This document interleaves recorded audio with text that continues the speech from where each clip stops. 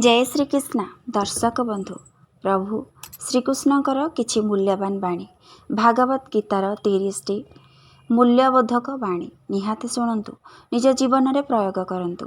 श्रीकृष्ण कही जाइथिबा सेही मूल्यवान बाणी एबे भी आम जीवन में निहाती आवश्यक।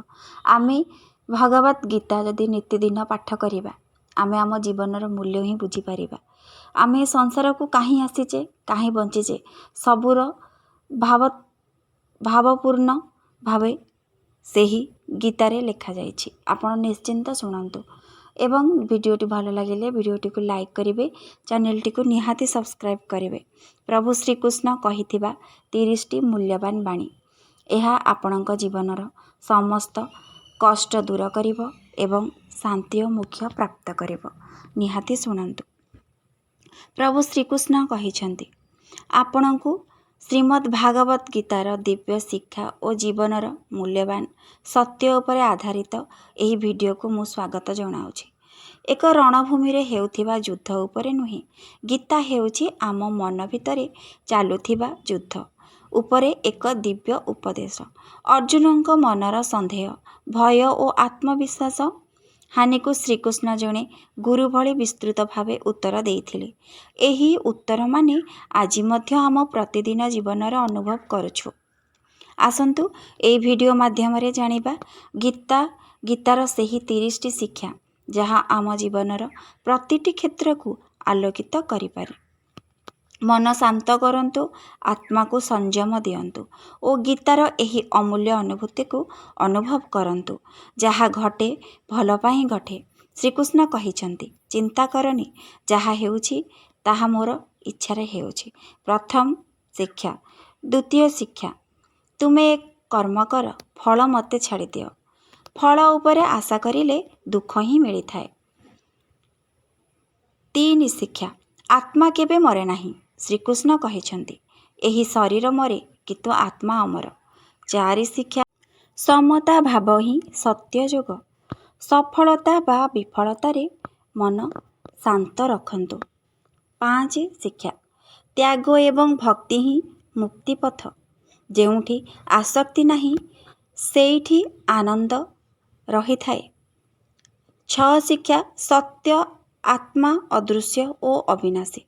तुमे शरीर नुहे, शरीर तुमर नुहे, तुमे हेउच आत्मा, शरीर तो केवल माध्यम। 7 शिक्षा, मन ही शत्रु मन ही मित्र। जदि मन को जीतिब तेबे जीवन जीतिजीव। 8 शिक्षा, भय त्याग कर, भगवान रो स्मरण कर। भय एक माया, भगवान रे भरोसा रख, जीवन रे बहुत आग को जीव। 9 शिक्षा, अन्य पाई जियो, निज पाई त्याग कर। सेई श्रेष्ठ जिए जगत पाई काम करे एवं निजर समस्त कामना त्याग करि थाए। 10 शिक्षा, समस्त जीव मो अंश, मु समस्तरे व्यापित होई रहिछि। 11 शिक्षा, दया और क्षमा भक्तिर मूल। जाहार हृदय मृदु से भगवान निकटरे रही थाए। 12 शिक्षा, प्रत्येक अवस्थारे धैर्य धर। जेउ दुख आसीछि सेठी अस्थायी, सेही दुख पुणी चलीजिव, पुणी सुख फेरिब। सबुबले धैर्य रख, समय को अपेक्षा कर। 13 शिक्षा, निज कर्म कर, अन्यरे त्रुटि खोज नहीं। निज दायित्व पूरण कर एवं अन्य मानकर त्रुटि खोजिबा बंद कर। 14 शिक्षा, जहाँ आरंभ हुए से शेष हुए। जन्म जेपरि निश्चिंत, मृत्यु मध्य सेहीपरि अटल होई रही थाए। 15 शिक्षा, संशय मनुष्य कदापि शांति पाए नहीं। आस्था और भक्ति रे अचल रुह। 16 शिक्षा, अन्य काहार मुख्य नुहे, तुमे निज पथ चाल। निज धर्म अनुजाई चलिबा श्रेष्ठ होइथाए। अन्य मानंक कथारे चलिबा आदौ ठीक नुहे। 17 शिक्षा, मन शक्तिशाली, ताहाकू सठिक दिशा दियो। मन शक्तिशाली रहिले सठिक दिशारे चलिले जीवनर समस्त कार्य संपूर्ण होइथाए। जी मन को नियंत्रण करे से श्रेष्ठ योगी होइथाए। 18 शिक्षा, दुख आसे जाए, ତାହାରେ ମନ ହରାଇବା ନୁହଁ। ଦୁଃଖ ସେମିତି ଆସିବ ଯିବ।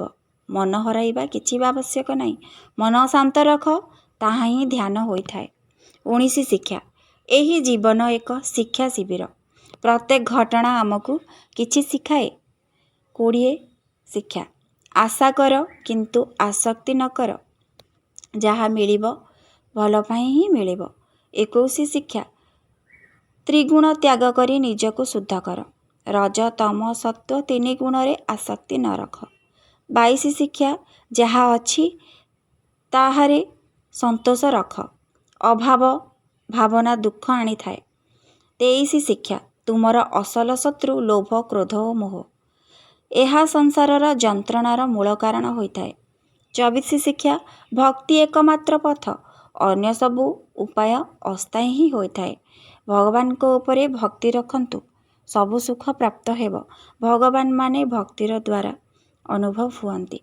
25 ଶିକ୍ଷା। ମୃତ୍ୟୁ ସମୟର ଭାବ ପରଲୋକ ନିର୍ଣ୍ଣୟ କରେ। ଯେଉଁ ଭାବରେ ଚିନ୍ତା କରି ଜନମାନେ ସେଭଳି ଗତି ମିଳିଥାଏ। 26 ଶିକ୍ଷା। ସେହି ଅମୃତ ଜୀବନ ଯେଉଁଠି ଅନ୍ୟ ପାଇଁ ତ୍ୟାଗ ଅଛି, ଆତ୍ମା ଜନ୍ମ ଜନ୍ମ ଧନ୍ୟ ହୁଏ। 27 ଦୃଢ଼ ନିଷ୍ଠା ଓ ଅତୁଟ ଭକ୍ତି ମୁକ୍ତି ପଥର ଚାବି। ଦୁନିଆ କିଏ କହୁଛି ତାହା ନୁହଁ, ଭଗବାନ କ'ଣ କହୁଛନ୍ତି ତାହା ଶୁଣ। 28 ଶିକ୍ଷା। ସେହି ଧନୀ ଯିଏ ସନ୍ତୋଷୀ। ଶ୍ରୀକୃଷ୍ଣ କହିଛନ୍ତି, ତୁମ ହୃଦୟ ଆନନ୍ଦିତ ଥିଲେ ତୁମେ ହିଁ ଧନୀ ହୋଇଥାଅ। ଯାହା ପାଖରେ ଧନ ଟଙ୍କା ପଇସା ଅଛି ସେ ଦୁନିଆର ଧନୀ ହୋଇନଥାନ୍ତି। 29 ଶିକ୍ଷା। ଅନ୍ୟ ଉପରେ ଆଶ୍ରୟ ନୁହେଁ, ନିଜ ଭିତରେ ଭଗବାନ ଅଛନ୍ତି। ନିଜ ଆତ୍ମା ଅନ୍ତରେ ଦେଖ, ଭଗବାନ ପ୍ରାପ୍ତ ହେବେ। 30 ଶିକ୍ଷା। ଶ୍ରଦ୍ଧା ହିଁ ନିଜକୁ ଭଗବାନ ସମ୍ମୁଖ ନେଇଯାଏ। ଶ୍ରଦ୍ଧା ବିନା କୌଣସି ଜ୍ଞାନ, ଭକ୍ତି, ମୁକ୍ତି ସମ୍ଭବ ନୁହେଁ। ଶ୍ରଦ୍ଧା ରଖ, ଭଗବାନଙ୍କ ପ୍ରତି ଭକ୍ତି ରଖ, ମୁକ୍ତି ସମ୍ଭବ ହୋଇଯିବ ଏବଂ ଭଗବାନଙ୍କ ପାଖରେ ଲୀନ ହୋଇଯିବ। ପ୍ରଭୁ ଶ୍ରୀକୃଷ୍ଣଙ୍କର ଏହି ଦିବ୍ୟ ମହତ୍ତ୍ୱପୂର୍ଣ୍ଣ ବାଣୀ ଶୁଣି ନିଜ ଜୀବନରେ ପ୍ରୟୋଗ କରନ୍ତୁ ଏବଂ ଶାନ୍ତି ଓ ମୁକ୍ତି ପଥ ଆପଣେଇ ନିଅନ୍ତୁ।